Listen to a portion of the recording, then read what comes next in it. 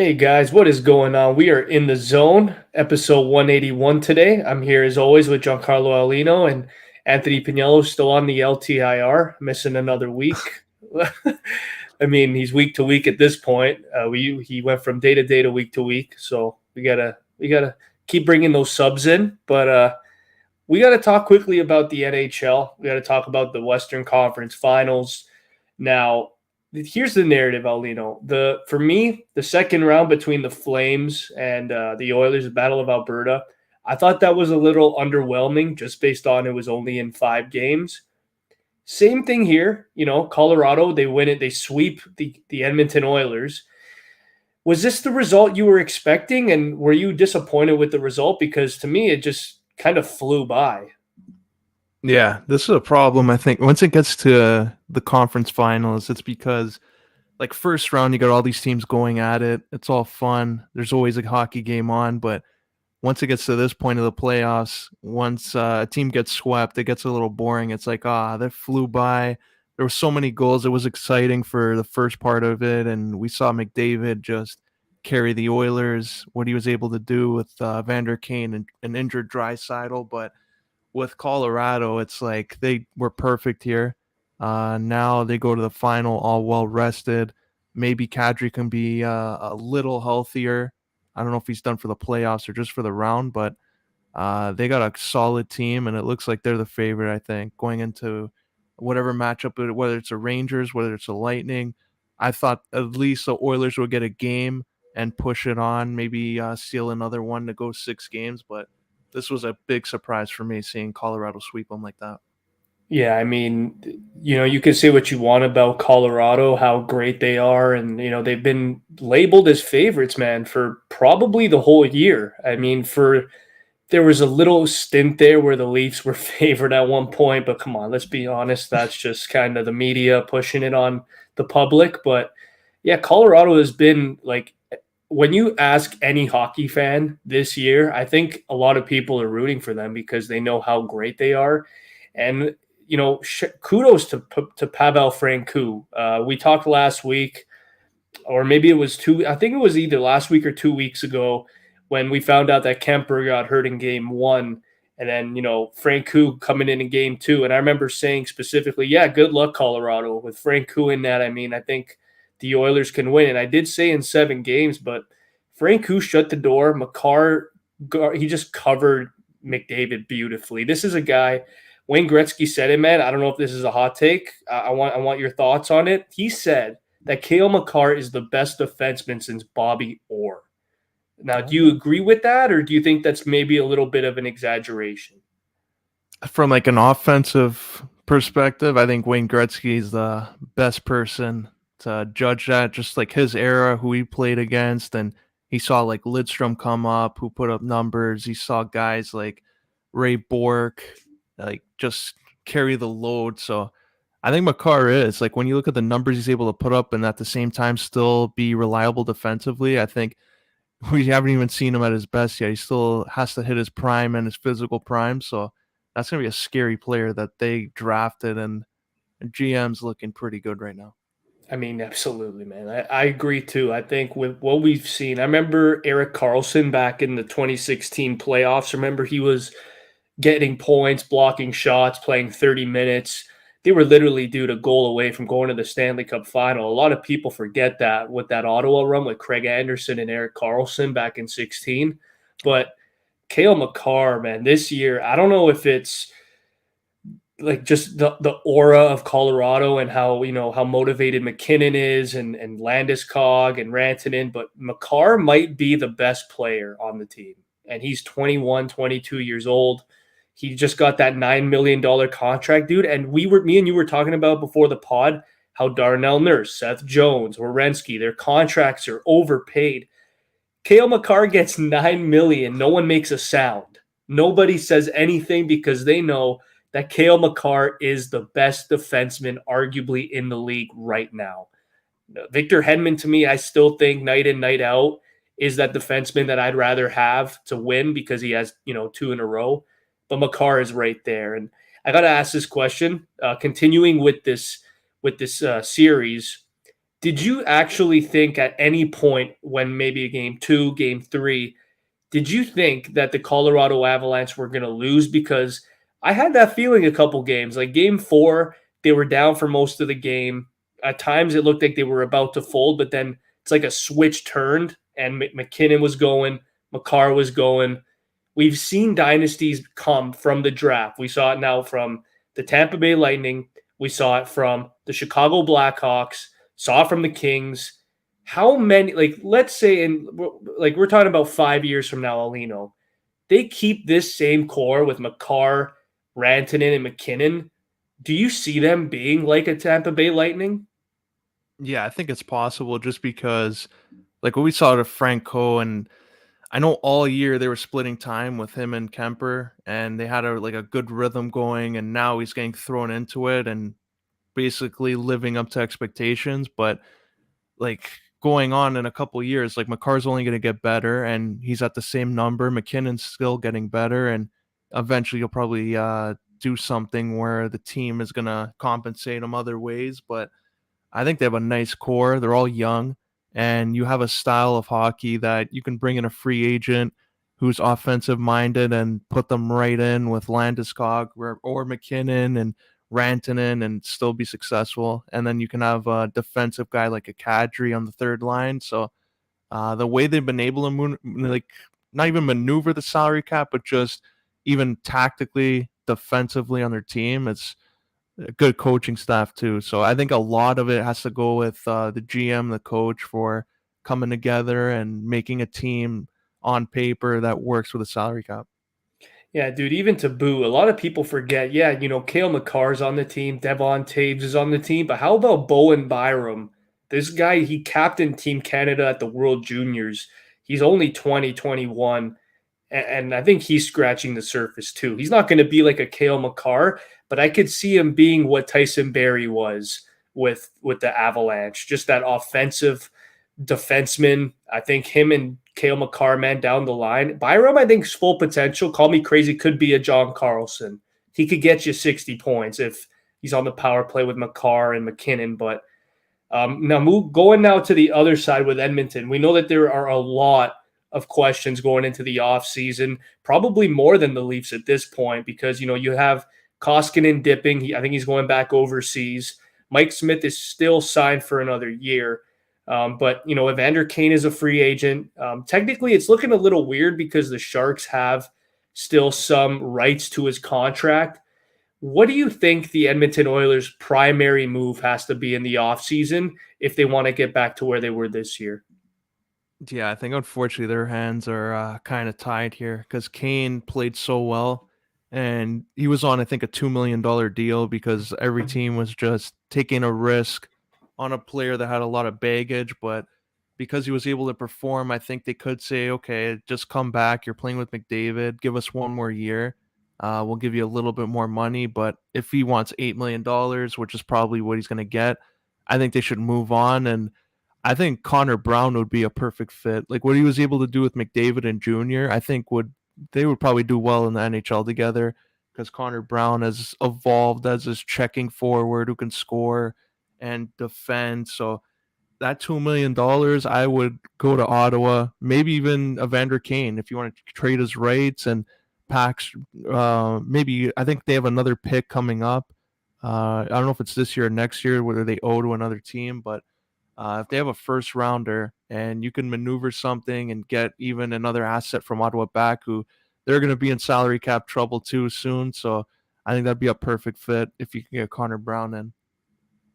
Yeah, I mean, and again, going back to the goalie situation, it's kind of like with Toronto, is it not? Like you had Freddie Anderson, you had Jack Campbell, still no results. You had Cam Talbot, you had Mike Smith, still no results. So I think at this point in time, if they really want to get back to where they were offensively, honestly, man, I don't think I've ever seen Edmonton as dominant ever in my lifetime watching them. Draisaitl, McDavid are on a different level. Even Nugent Hopkins, say what you want about him. He's stepped up in this playoffs, man.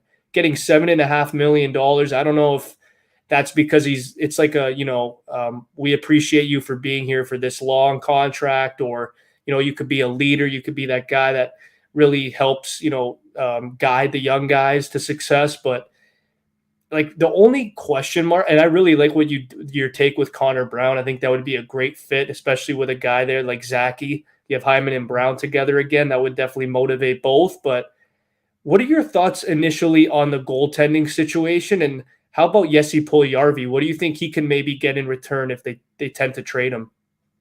Yeah, I think that with him, they got to maybe see what draft picks they have and what they don't have. And if you can get a draft pick or a prospect goalie that is maybe just on the borderline of making it to the league, I would take advantage of that. Like you already have enough offensive skill.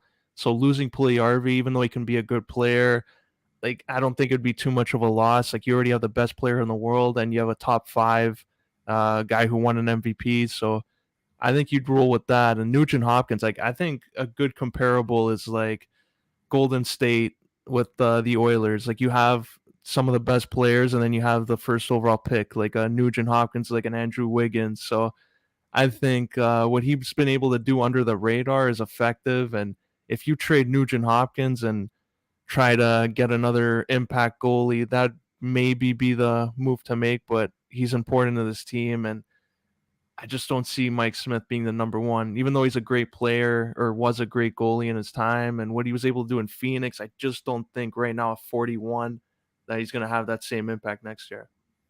Yeah, absolutely. I think, man, honestly, I know the Leafs, they don't have a good opportunity or they don't have a good. I don't know if they can sign Campbell, honestly. I'm being realistic here, but I think Edmonton can. And if Edmonton can sway Campbell in getting maybe 4.8 million instead of 6, and then they use that other maybe 2.4 to get another forward, then maybe they're back in business. And there are also rumors around the NHL because of how great Evan Bouchard looked. They're looking to maybe possibly trade Tyson Barrie. So if you're any team out there, maybe I don't know, maybe in New Jersey, maybe in Arizona, what do you think the market looks like for a guy like Tyson Barrie? Because the more that I see in this league, there's a lot of more Tyson Barrie type players emerging. Yeah, if he's the Tyson Barrie that we saw in Edmonton and Colorado, I think there's going to be a nice market for him. I think they'll get a lot of interest and maybe get some depth on their team. But if he's the Tyson Barrie after that goes and he's like the Leafs version where he got the ball there when Morgan Riley got injured and he didn't really live up to expectations, I think a lot of teams might be hesitant on bringing him in because let's say they give up a first round pick and then he comes up and gets like 15 points when you're expecting 45 to 50. It's going to put them back a little bit. It might even set them back like 2 years of a development of a prospect. So I think with him, they'll probably look West Coast teams that they're familiar with and bring in another defenseman to come help out. I love it. Quickly, I want to talk about two guys on the Avalanche that really, I think, bolstered their playoff run, dude. I want to talk about Nichushkin and I want to talk about JT Compher. Those are two players that maybe 2 years ago you're looking at this lineup and it's like, are they really making the team? They had Jost, they had Newhook, they had a couple guys that were maybe gonna out battle them for their spot. Nichushkin, dude, honestly, he was terrible in Dallas. He went 10th overall. He went back to Russia. He polished his game, came back to Colorado, and I guess Joe Sakic sat down with him and said, listen, man, we see some potential in you. You know, you're a tall power forward. You do have a bit of speed. Use that to your advantage. And dude, to me, he was probably an X factor in this series. And then there was JT Compher, who Kadri went down. He went in. He took over the second line spot with Rantanen and Lehkonen, and that line flourished. So, what were your thoughts on both of those two performances in this playoff run so far for the Avs? Oh yeah, Comfort was really good. I was not expecting that. Just the way he was able to come up and not even be phased by anything, and just I think he was really reliable. He's like one of the more under the radar type guys. I think he's going to help them going forward. He's a guy they should keep and do like what they can to keep him there. But Nichushkin, I don't know what the hell happened there. Like all of a sudden, he's that guy, that 10th overall pick. Everybody was coveting at the draft, and I found this clip or this article here. I remember when Jaromir Jagr played there in Dallas that 1 year, and when he came back to the league, and he said this 8 years ago about Nichushkin. This guy's gonna be the best in the world. Oh So my. Nichushkin living up to Yammer Yager's prophecy there, and just imagine Nichushkin ends up being the guy that brings a cup, and I think he's gonna be a guy that they look at and see, okay, you know what, we were right. He's a goal scorer. Yeah, dude, honestly, like I had to bring it up because what I saw from him was something that I never thought I would ever see from him. Like he blew by Darnell Nurse like it was nothing in Game 3, and I was like, no, there's no way that was Nishushkin. And I look, and it's Nishushkin because when he got drafted, the panel on Sportsnet specifically said, and I will never forget this, he has all the tools to be like a Rick Nash. And at first I'm like, there is no way. He doesn't have the poise with the puck, doesn't have the flashy hands.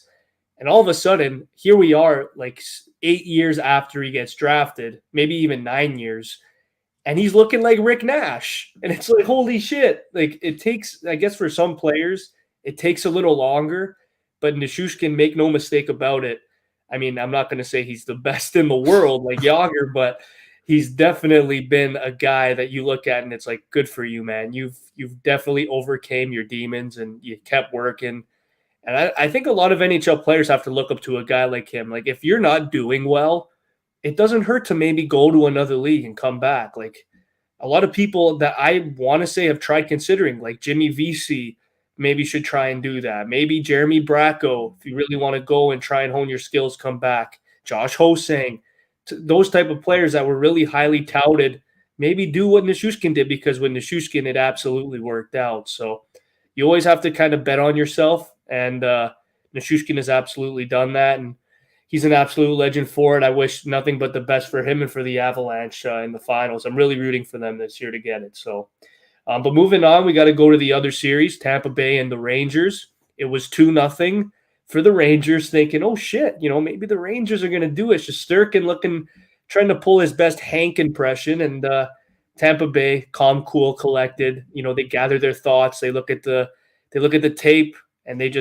get back down to business, man. Series is now tied 2-2. Both teams haven't lost at home yet. What are your initial thoughts on games 3 and 4, and what do you think is expected moving forward in this series? Yeah, I thought the Rangers would be up 3-1 right now. Just because of what happened in game 3. I thought they blew it there. I thought they had such a good opportunity to go up and put Tampa on their backs there and be like, you know what, you're back down 3-0, and it's going to be a tough hill to climb. Maybe take their competitiveness away, and they would probably realize, oh, you know what, we played a lot the last 2 years, but that game and when I guess when they came back and won it in game 3, it kind of gave them life. And now I think Tampa is going to push this and Rangers will push it. I think this is going to go 7, but I'm still going to stick with the Rangers pick just because of Shesterkin. I think he's outplaying everyone in the playoffs. And we saw what Vasilevsky did against the Leafs. Just if you can get him on a bad bounce, it will lead to another one. And his consistency, I don't think in that series was what they wanted it to be. And I think some teams found a hole there that they can take advantage of. And I think this is where Shesterkin is going to shine and take that win and go on to the final. Yeah, there's a lot of guys, man, that I actually have seen, and they've talked about the series, and they think it could be a reverse sweep. They think that maybe the Rangers are showing their inexperience here, showing that maybe they're a little scared. Maybe you go up 2-0, they tie it, and it's like, oh shit, this is the king of the castle. This is the Tampa Bay Lightning. They've won 2 in a row. We got to gather our thoughts because, man, in Game 4, the star players were terrible for the Rangers. They were taking penalties. It didn't look like they were there mentally. And if you're not there mentally, you're going to get absolutely boat raced by Tampa. So I do like what you said with Shesterkin. I think he has been the best player since the beginning of the second round. And other than McDavid, but like it's between Makar and Shesterkin for me, and both those guys are under 25. So the league is in great hands. I love the way Shesterkin's been playing, but I got to ask you, because I saw on Instagram, you know me, I send you guys a lot of random NHL posts, NBA posts. I saw a rundown of the Mika Zibanejad trade, and that might go down as one of the worst trades I've ever seen in my life. Zibanejad for Derek Brassard? Are Holy you shit. kidding me? Like, oh my god! Like Mika Zibanejad might be a top 10 center right now. He's probably their best player other than Shesterkin. I just want your thoughts, not even on that trade, just on his performance in this playoffs. Because I honestly thought, man, he would never reach this level, especially in these big moments.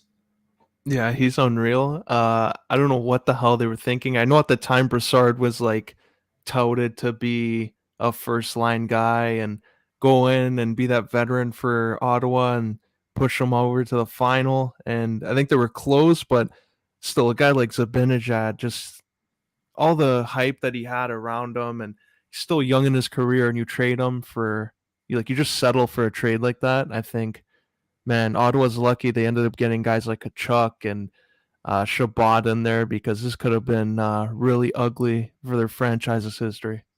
Yeah, man, it could have been terrible. And I mean, I'm not going to sit here and say, I'm the manager expert and I know what everyone's thinking, but when you're in a position like Ottawa was and you have a centerman that's under 23 or at about, I think he was about 23, 24, you don't trade. You never trade the 23-year-old center for a 28, 29-year-old center unless you're going to win, and they were not in a position at the time to win. Yeah, they had Carlson at around 25 years old, but can you imagine they kept Carlson as a Zibanejad? Like, I don't know. Ottawa could have been a whole lot different, but that's in the past. I just wanted to quickly talk about Zibanejad because the guy's been an absolute stud in these playoffs. And Panarin, dude, honestly, like as great as he's been the last 3, 4 years, I've told you numerous times, I had him winning the Hart Trophy 2 years ago.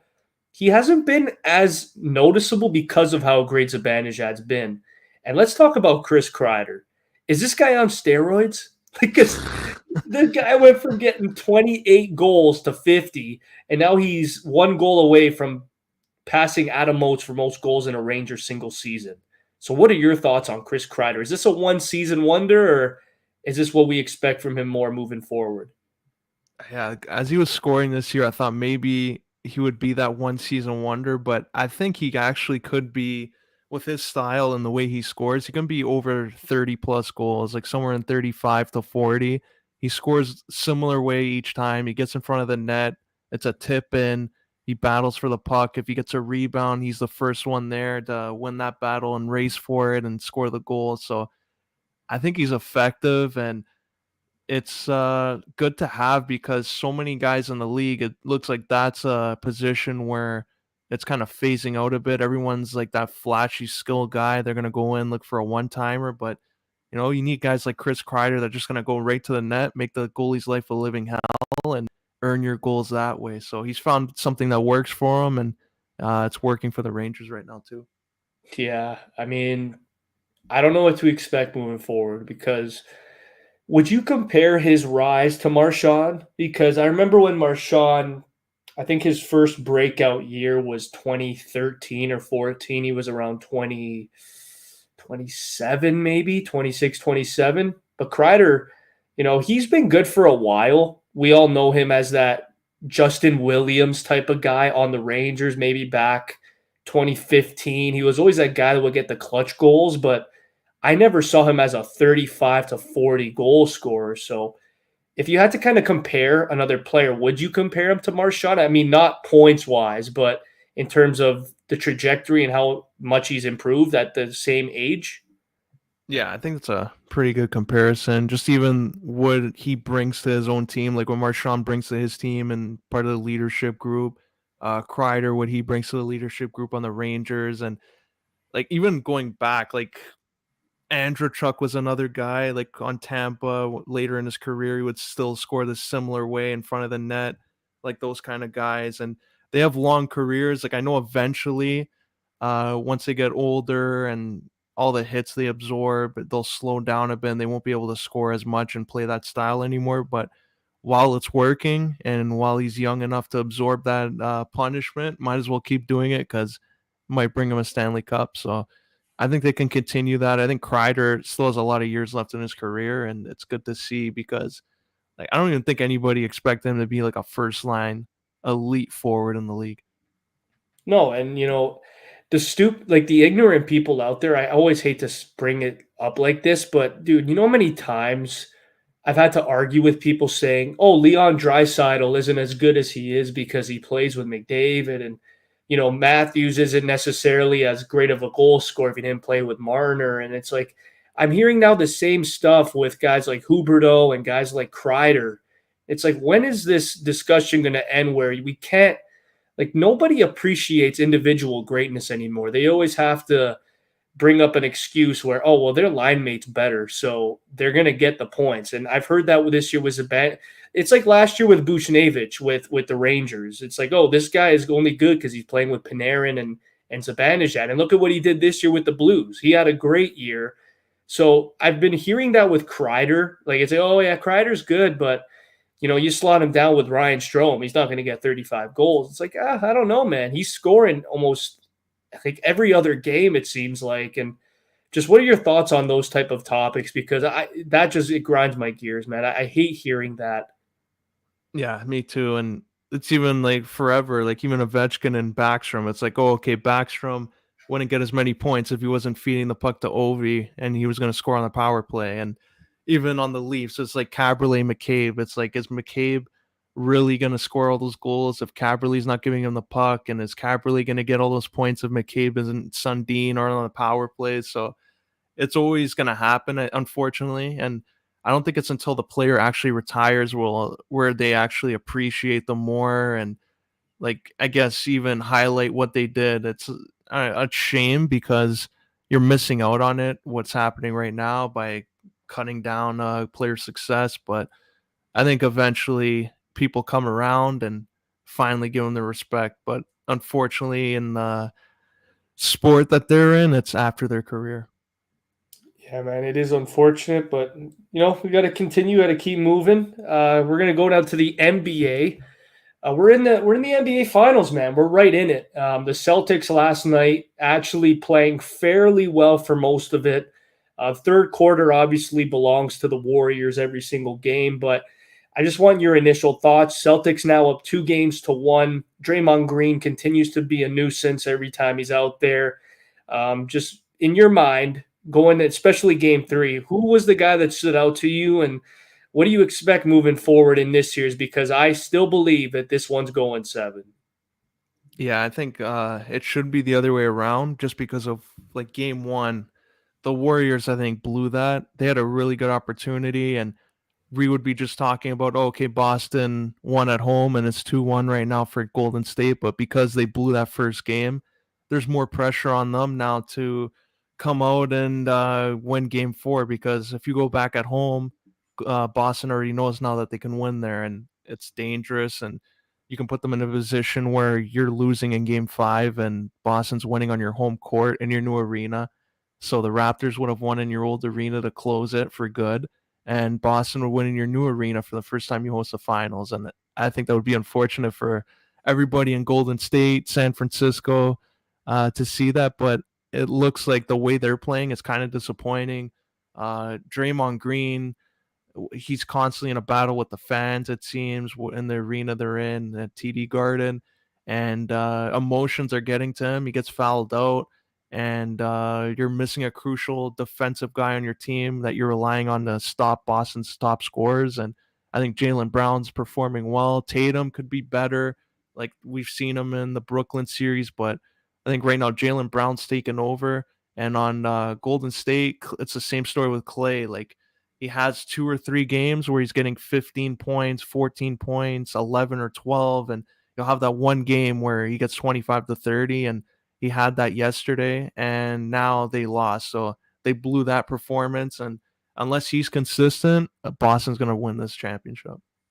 Honestly, I couldn't agree more with your take. I mean, Tatum, to me, every game it seems like he's the guy under the limelight, as he should be. He's, the young assassin on the team, but Jaylen Brown has just slowly slid into that beautiful secondary superstar. He's not even a star anymore. To me, he's a superstar. Just seeing what he's been able to do defensively too, both ends of the floor, he's elite.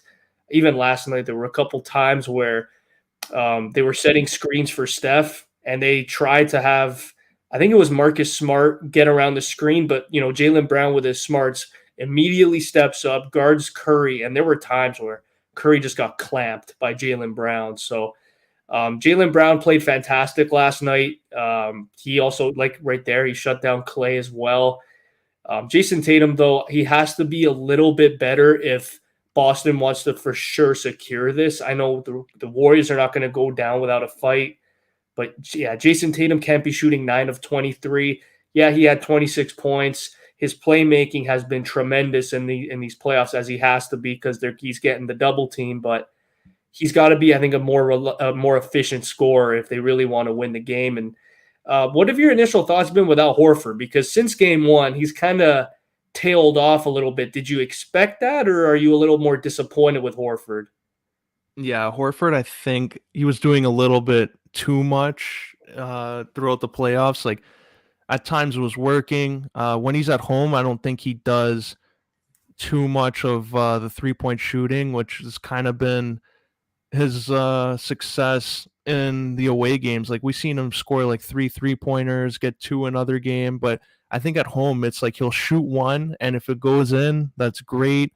Maybe he'll score another one, but if he misses that first 3-pointer, it's like he doesn't go to it. And I think that's a weapon in his game that has helped Boston, which is unfortunate because at home, if you can get that crowd going and Al Horford scoring threes, that just puts him in another level. And Marcus Smart, I think he's doing a really good job in covering Curry and Draymond at the same time and switching off them. But like I think with Golden State, like Jordan Poole, they were talking about him after the first series, like this guy's going to take over from Steph Curry all of a sudden. And now I'm just seeing a guy that he was running down the clock when he had 2 guys open for a 3 where they needed points, and he's going up, puts up a shot, misses the net, and it goes back, and he doesn't really add much other than the one burst offensively. So I think they need to find a role for him to be successful in, because right now it just seems like you have a guy playing for a contract, you have another guy playing for a role on the team, and you have Wiggins doing well, and that's about it. Like I see Clay has to step up. I don't think he's doing enough. And Draymond, like those are the guys that I think if they want to be successful, they gotta all collectively be better. Yeah, Curry, even like there's only so much he can do. He's been putting up 30 points every single game so far in this playoffs, in the finals. Klay Thompson, man, I don't really want to give him the benefit of the doubt because he's been back now for 4 months. Because a lot of people I still see online say, yeah, but if Klay was healthy, it's like, well, no shit. Like he hasn't been healthy for a while. It's been 2 years, man. So obviously his game's going to tail a bit, but he's been going for 4 months. He's been back playing 36, 37 minutes. This is a guy that usually shoots about 43% from three, and he was shooting like 24. So he's got to make his shots. He's got to be a little better defensively too. I know obviously when you tear your Achilles and you tear your ACL, you're going to lose a bit of, you're going to lose a step in your legs, but his defensive game to me has just not been impressive at all. I know Jaylen Brown is a lot more athletic, he's stronger, but he's been barreling by him. So Clay's got to be better. Draymond Green, like I mentioned when we started talking about it, he is a nuisance all the time, but he has to be able to manage his emotions because, yeah, he gets away with murder, man, with the refs. He can yell in their face. He can do all this stuff. Whereas if a guy like Al Horford did that, it would easily be a tech, no doubt about it. So, but, Steve Kerr has said it. Steph Curry has said it numerous times. If Draymond Green can, cool the Jets a little bit, be as physically aggressive and, just keep his mouth shut, then I could definitely see the Warriors winning. But, Grant Williams has done a tremendous job with Draymond Green. Robert Williams last night looked as healthy as I've seen him in a long time. So I'm still going to go Celtics in 7 just based off of how Clay has been. He hasn't been too good. And what are your I got to talk about this before we move on to wrestling because we talked about it 2 weeks ago and I saw it on Instagram. Jordan Poole wants a max contract. He's playing only 17 minutes in the NBA Finals so far. What are your thoughts on Jordan Poole's play? Because I see him out there. I feel like he has tunnel vision. He does way too much in limited minutes. He cost the ball over quite a bit. What are your thoughts on Jordan Poole? Do you think he's doing a little too much out there? Yeah, I think he needs to just simplify his game and just look around. Be aware that, you know what, I don't have to shoot this ball right here and I got a lot of time. I don't have to just throw up a shot for the hell of it. And if you're the GM of Golden State and he says he wants a max deal, I'd say, okay, go get it somewhere else because you have Andrew Wiggins who's doing everything that you want Jordan Poole to do, and he's a lot better defensively, I think. So I think it's just going to come down to that. If he wants a max deal, they'll say, okay, we'll cut their losses and move on because I think their team, right, they've proved it. They can bring in anybody in off the bench. Any star player will take less money if they know they're playing with Steph, Clay, Draymond. So I think Golden State will be fine with that. Yeah, we'll see, man. It's gonna be a fun. I mean, it's probably not going to be over. Maybe it might when we get back a week from now. Maybe it'll be a game 6, game 7, but we will talk about it next week for sure. But do you still have Steph Curry being your finals MVP? Because right now I got Curry and I got Brown. Yeah, it's hard to go against what we've seen right now with the Celtics still in game one and just that performance in game two and three. But I'll still stick with Steph Curry. I think he's going to turn this around. If they can get a back-to-back win, I think it puts them in a nice spot. And I think Golden State will win in 7. But like looking what Steph Curry, like that injury scare last night, if he's banged up, it's going to be a tough ask for him. Yeah, it's going to be crazy, man. I'm excited, but we got to move on to more craziness, absolute mayhem. AEW, there was just so much going on the last week and a half. CM Punk wins the AEW championship, and then the next night he has to literally come out and say to the world, "Oh boy, that he has to have surgery. He's out for quite a while. He says he's going to come back better than ever, and he's going to prove to everyone how he's still the best in the world." What were your thoughts when you saw that, Aulino, and what do you expect from AEW moving forward with their main title?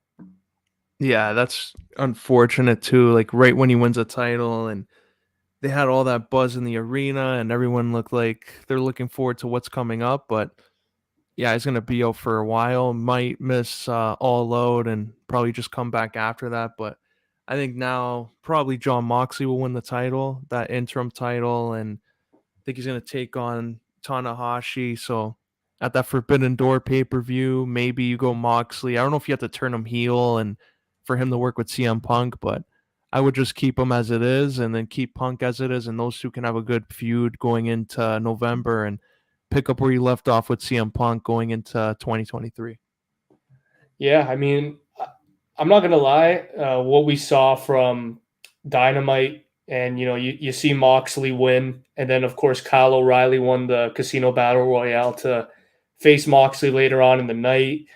To me, it was just, I don't know if it was like just underwhelmed, because again, I've said this about Moxley since he went to AEW. It's kind of been hit or miss with me with him. It's like, yeah, I'm either really invested or just I'm flat out not. So hopefully, with him cutting the promos backstage and trying to build up his match with Kyle O'Reilly, and that match was fairly good. I thought Kyle O'Reilly did have his spots, but do you think maybe they should have gone with Kyle O'Reilly here? I know Moxie's a more attractable name, but I feel like with Kyle O'Reilly, it would have definitely been, a surprise, no doubt. Yeah, it would have been fun to see the good Canadian kid get his moment there coming over. I'm actually surprised. Like I thought Adam Cole, if maybe he's injured or banged up a little bit, they're keeping him out, but he would have been a perfect opponent to go in there and maybe face Tanahashi. Could have had a great match, got the win, got the interim title, and him and Punk could have had a good feud, and eventually lead to whenever Kenny Omega comes back, and everyone could have won in their own program. But I think with Kyle O'Reilly, they're probably looking at the tag team scene there. They have Bobby Fish, the whole Undisputed Era, and they want to probably take advantage of that. Like I know Tony Khan said he wants to introduce trios titles for 6 man, so I think that's a backup for now. Him being in a singles match, they know he's a reliable guy, and Moxley can get a big win. But I think they have to go with Moxley just because of how much they pay him and what he means to their company so far. Yeah, I agree. What did you think on the cruiserweight? Oh, so I mean, Buddy Matthews and Pac, the All Atlantic Championship. I just thought of the cruiserweight division when I saw that, and I'm like, holy shit, man! How they've evolved. You gotta love it. But Pac and what did you think of that match? Because I saw that and I was like, dude, I couldn't get it out of my head. All I thought of was the purple ropes. Like these two are 205 Live. yeah, 205 Live. I'm so happy for both of them. But what did you think about Pac getting the win there over Buddy Matthews to get that shot at the Atlantic Championship? Yeah, it was a fun little match. New title that they have there. I guess it's like their Intercontinental title or above the TNT title. Or so for that, I think it's okay. It's gonna build hopefully a new star for them. But Buddy Matthews losing his first singles match in AEW is not gonna really be a good look. I think they could have protected him more, but gotta love Pac, the bastard, getting it done. Yeah, you gotta absolutely love it. I mean, Buddy Matthews, I'm happy to see he's in the spot he's in because a lot of WWE superstars or former superstars go there, and it's like, yeah, we'll maybe put you in something, but you're on the back burner for now. And Buddy Matthews is a type of guy where you can't really put him on the back burner. He's that good. So, seeing him feud with Pac there and have that match to me was very, very special. And it was very low key. But then, of course, you had Hangman take on David Finlay. What were your thoughts on that? The end result was huge. Seeing the Forbidden Door open, we saw Will Ospreay come out. But what do you expect with Page and Hangman Page and Okada? Yeah, this was pretty good to see. Like I know they're introducing some of these guys. Like Tanahashi comes out last week, and this week what they did with Ospreay, and they mentioned Okada without him coming out, so they're probably saving it for another week. But like I think they just need to think of also the casual viewer tuning in. Like obviously everyone watching AEW in the stands there in the arena, they know who these guys are, but maybe a promo pack of who Okada is, and you show all the footage of like New Japan. So like that, once he eventually debuts and he's on Dynamite, anybody who tunes in, whether it's on NBA, on TNT, they see a commercial or something, they have a better idea of like, okay, this guy's amazing. This guy is capable of being a mega star if he joins AEW, or he's already one of the best wrestlers. So I think that's what the disconnect is, because when Ospreay came out, like I'm just thinking about it like, yeah, this is great, but also thinking of like someone watching this for the first time is probably like, who the fuck is that? So I think you got to just think of that viewer and grow your audience, because I think these guys coming in is a big step for them in the future. As well, man. I just noticed that they didn't even mention MJF on AEW Dynamite. What do you think is expected for that storyline moving forward? Oh yeah, for MJF, I think it's smart. Like, make sure he's not mentioned until I would say all like make this pay per view with New Japan go through, and when the fallout's there and Moxley's like the interim champion, I would have maybe subtly somebody bring him up, and eventually he's gonna come back. I think All Out would be a nice way for him to return if they don't want to go with CM Punk and Moxley. A backup plan could be MJF winning the interim title in Chicago and All Out, and kind of the ultimate FU to CM Punk. And when CM Punk comes out, they battle for the unified title whenever that would be. Like maybe if it's the stadium event, I think they have in New York, the stadium, that tennis arena. I forgot the name of it. Arthur Ashe, I think it is, but that would be a perfect way. The Grand Slam edition that they do of Dynamite that they want to do every year. I think MJF CM Punk. That's a perfect main event. Yeah, I absolutely love that, man. But now I want to quickly go to WWE, quickly talk about Hell in the Cell. We saw Cody Rhodes come out with that torn pec, and it just looked absolutely brutal. He ends up beating Seth Rollins. We saw Ezekiel obviously lose to Kevin Owens, expected. Overall, Roman Reigns wasn't at the pay-per-view. There were a couple, I don't want to say duds, but I thought there were a couple underwhelming matches. I really liked the triple threat women's match. I thought that was great. Were you disappointed that Bray Wyatt did not come out, or did you kind of expect that? Because I actually thought he was gonna come out, and he just didn't. Yeah, same. I was holding out hope. I'm like, this would be perfect. Like if Cody loses quickly, Seth like celebrates, thinking, okay, I just beat Cody, and then all of a sudden Bray Wyatt comes out. It would have been perfect. Or even on Raw, like it seemed like throughout the night, maybe Bray Wyatt would show up in different angles there. I know with Edge, when they were announcing a new member, like maybe Bray Wyatt comes out after they reveal the new member and starts a feud with Edge. But yeah, I kind of hope he does though. Like I think Bray Wyatt's a better fit in WWE than he is in AEW, just what he offers and his character. So I'd like to see him return in the near future. Exactly. And, I want to quickly talk. We all know that we saw Judgment Day. They won. I don't know if I want to say dominating fashion, but, it was a pretty good match.